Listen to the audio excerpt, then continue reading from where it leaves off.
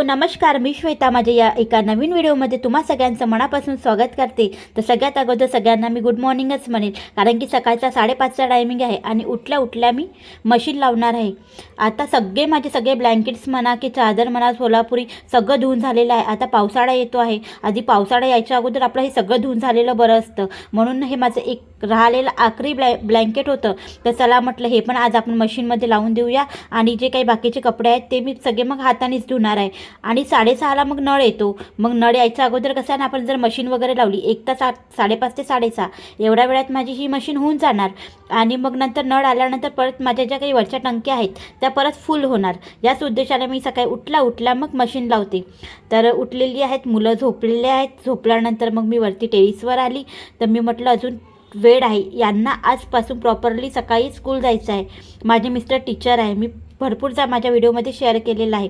तर त्यांना जायचं आहे, तर टिफिनही करायचं आहे. तर त्याच्या अगोदरच मी उठलेली आहे. उठल्यानं पहिले मी फ्रेश वगैरे झाली आणि वरती टेरिसवर आल्यानंतर मशीन तर मी लावलीच आहे आणि स्वतः मी फिरत आहे. कारण की कसं होतं ना, दिवसभरात आपण किती स्वतःसाठी वेळ काढतो म्हटलं तर वेळ हा निघत नाही. तर चला म्हटलं आपलं, कारण की वेट माझं भरपूर वाढतच आहे.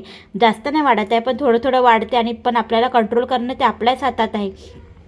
म्हणून ना मी मस्त असं 20-25 मिनटं फिरली. 20-25 मिनटात आपलं भरपूर फिरून होतो. जर आपण स्पीडनी फिरलो ना तर भरपूर फिरून होतात. आणि त्यानंतर मग आली तर यांच्यासाठी छान असं आलूची भाजी वगैरे बनवून दिली आणि पोळ्या टाकून दिल्या. आता यांचं स्कूल आहे, पण मुलांची स्कूल सुरू व्हायला थोडा वेळ आहे, 2-3 दिवस. पण सगळं आता रुटीनवरच येणार आहे. आज तर 5:30ला उठली, त्याच्या अगोदर परत मी अजून लवकर उठील. यानंतर 5 वाजेपर्यंत तरी उठूनच जाणार, कारण की मुलं सकाळीच तिघेही जण माझे घरातून जातात. मग तिघांचेही टिफिन्स असतात, म्हणून ना मला लवकरच उठावं लागतं. तर तुम्ही म्हणत असाल की हे भैया पावडर आणि ते एवढे साडे. हो, मी नागपूरला जेव्हा जाते ना, जेव्हा मी इतवारीमध्ये जाते तर मी सगळं होलसेलमध्येच घेऊन येते. ठोक रेटने आपल्याला ह्या वस्तू मिळतात. आता हे भैया पावडर बाहेर 15ला मिळते, तर तिथे 10,000 रुपयाला मिळतात. म्हणून मी मस्त असं 6-7 घेऊन येते. परत आपले भांडे घासायचे जे काही घिसणी वगैरे आहे ना, ती पण मी तिकडूनच घेऊन येते. आता भैया पावडरही आहे आणि तांब्याश्री पण मी आणलेला आहे. तांब्याश्रीने ना आपले जे चांदीचे जे काही आपले भांडे असतात ना, ते छान असे स्वच्छ होऊन जातात.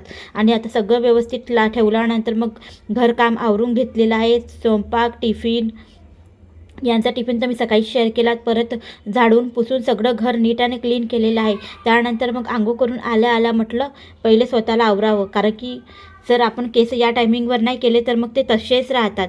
पूर्ण कामं होऊन जातात पण केस काही होत नाही. म्हणून मी आंघोळ करून आल्या डेली मी केस करते. बिना केसाची मी काही पूजा करत नाही. तर त्यानंतरच मी मग पूजेला सुरुवात वगैरे करते.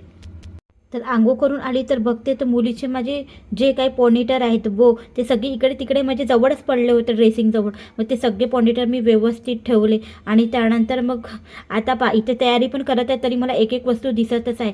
आता ही मुलाची फाईल आहे, तर त्याचा होमवर्क मला कंप्लीट करायचा आहे. थोडंसंच होमवर्क आहे, तो फर्स्ट क्लासमध्ये आहे. तर बघू शकता छान असं मनी प्लांट्स मी इथे ठेवलेलं आहे. आणि यामुळे ना हा कॉर्नर एकदम मस्त आणि छान दिसत आहे, एकदम डेकोरेट झालेला आहे. तर खरंच खूप छान वाटतं, म्हणून मी ते सगळं टीव्हीच्या वरतीच ठेवलेलं आहे. तर इथे जो दिसत आहे ना, तो माझ्या भावाचा मुलगा आहे आणि तो माझ्यासोबतच आलेला होता. त्याला सुट्टी आहे आणि सुट्टी घालवायला मग मी इथेच आणलेलं होतं. या टायमिंगवर मुलांना जायला मिळतं, आपल्या आत्याकडे म्हणा की आपल्या मामाकडे म्हणा. तर तो मला म्हणत होता की आत्या मी तुझ्याकडे येतो, तर म्हणून मी त्याला सोबत आलेला आहे. पण छान राहतो आहे. आणि ह्या दोघंही छान असे फ्रेश झाले आणि त्यानंतर त्यांनी ड्रॉइंग काढायला घेतलेली आहे. म्हटलं सगळ्यात अगोदर पहिले कपडे वाळत घालूया, कारण की आता जून महिना लागलेला आहे. आणि जेव्हा पाण्याचा मोसम बनतो ना, हा 2-3 नंतरच पाण्याचा मोसम बनतो आणि पाणी वगैरे येण्याची शक्यता जास्त असते. म्हणून मी उठल्या कपडे सगळे हातानेच आज घासलेले आहेत. फक्त ब्लँकेट मी मशीनला लावलं, पण रोजचे कपडे वगैरे मी हातानेच धुते. आता म्हटलं सगळ्यात अगोदर कपडे वाळत घालूया, कारण की कपडे लवकर वाळून जाणार पाऊस यायच्या अगोदर. आणि रोज पाऊस कधीही येऊ शकतो, त्याचा काही याचा नेमच राहिलेला नाही, कारण की आता पावसाळा जवळच येतो आहे. तर घर तर मी स्वच्छ केलं होतं, पण देवाजवळ मात्र स्वच्छ करायचं राहतं नेहमी. मी कधीच बिना आंघोळीने हात वगैरे लावत नाही. तर आता देवाचं जे काही आहे सगळं मी स्वच्छ करून घेतलं. मग त्यानंतर मग छान अशी मस्त पूजा केलेली आहे. आणि पूजा केल्याशिवाय तर घरात प्रसन्नता येतच नाही.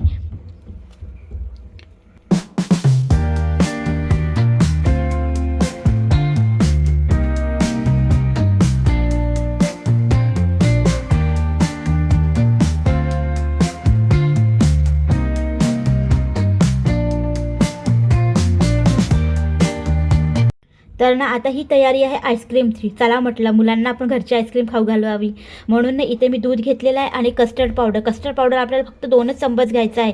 पण नाही ते टाकताना मी सगळं शूट करायचं विसरून गेली. आणि मग यामध्ये दूध घेतलेलं आहे, छान असं घट्ट दूध मी डेअरीतून आणलं होतं ते दूध आहे. आणि 2 चम्मच टाकून परत दुधामध्ये कस्टर्ड पावडर घोळून मग ते टाकलेलं आहे.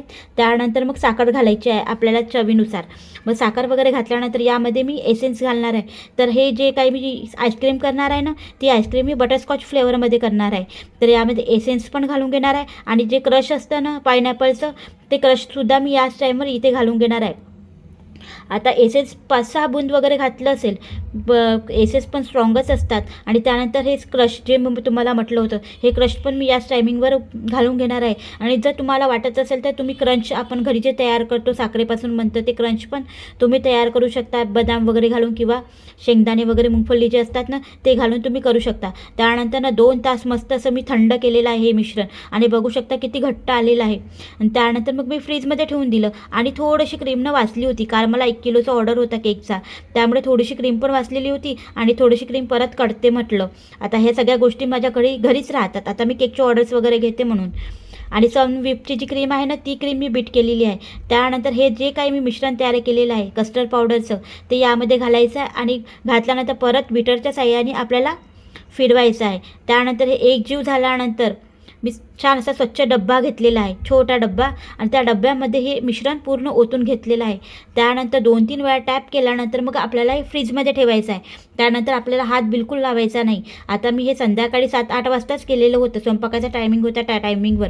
आणि मग फ्रीजमध्ये ठेवणार आहे आणि रात्रभर हातच लावणार नाही. आता मुलं बघू शकता, आता ह्या सगळ्या अशा गोष्टी मुलांना किती आवडतात आणि म्हणून नव्या पण जवळ होती आणि मुलं पण जवळ होते ह्या टायमिंगवर. आता त्यांनी रात्रभर त्यांना आता म्हटलं की उद्या सकाळीच भेटेल बा, त्यामुळे मुलं काही बोलले नाही. आता मी फ्रीजमध्ये ठेवत आहे आणि त्यानंतर 12-13 तासाने मग मी हे सगळं काढलेलं आहे. आता घरची पूजा झाली होती ह्याच टायमिंगवर मी तुम्हाला आता परत माझ्या टायमिंगवर येत आहे. हे मिश्रण मी कालच तयार केलेलं होतं. तर सकाळी आता पूजा वगैरे झाल्यानंतर म्हटलं अजून किती वेळ मुलांना वाट बघत ठेवायची. आता नव्या पण तयार झालेली आहे. आता तिघे छानचे तयार झाल्यानंतर मुलांना मी आईस्क्रीम देत आहे. आणि आईस्क्रीम खरंच खूप टेस्टी झाली होती. मी काय आईस्क्रीम वगैरे खाल्ली नाही म्हणा, या टायमिंगवर मी नाही खाल्ली, ह्या तिघांनाही खायला लावली.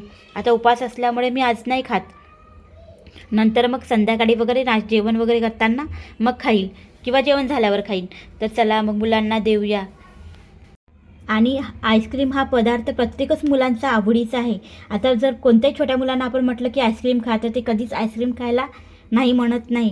तर म्हणूनच म्हटलं चला आपण बाहेर विकत तर घेतोच म्हणा, नेहमी नाही घेत असं नाही आहे, पण आपल्याला घरी बनवता येते ना. मला सगळ्याच फ्लेवरचे आईस्क्रीम बनवता येते. आता सगळ्याच वस्तू घरी अवेलेबल असतात म्हणून. आता बटरस्कॉच म्हणा की व्हॅनिला म्हणा की स्ट्रॉबेरी म्हणा की सगळे चॉकलेट म्हणा, मी सगळ्याच फ्लेवरचे मी आईस्क्रीम घरी तयार करते. आणि उन्हाळ्यातच हे आईस्क्रीम वगैरे खायला मिळते, मग थंडीमध्ये वगैरे कुठे खायला मिळतात. छान झाली टेस्टी. तुला तेल नाही लावलं केसाला? कशी झाली का नव्या?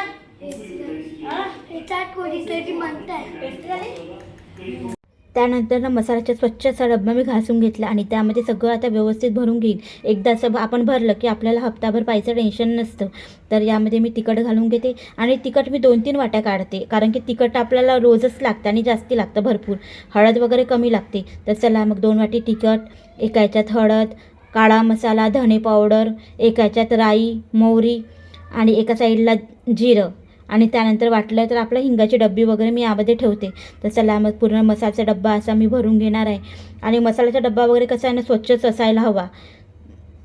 तर ना मिठासाठी ना मी चिनी मातीची जी भरणी असते ना ती भरणी मी डेली यूजसाठी केलेली आहे.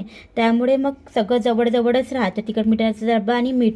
त्यानंतर मग वरती आली तर बघू शकता आज भरपूर कपडे होते. आता हा दुसऱ्या दिवशीचा आहे, तर भरपूर कपडे होते. आता एवढे सगळे कपडे धुवतपर्यंत ना पूर्ण माझे दोन्ही जे टंक्या आहेत ना त्या टंक्या खाली झाल्या होत्या, वरती जे सिंटेक्स असतात ना त्या.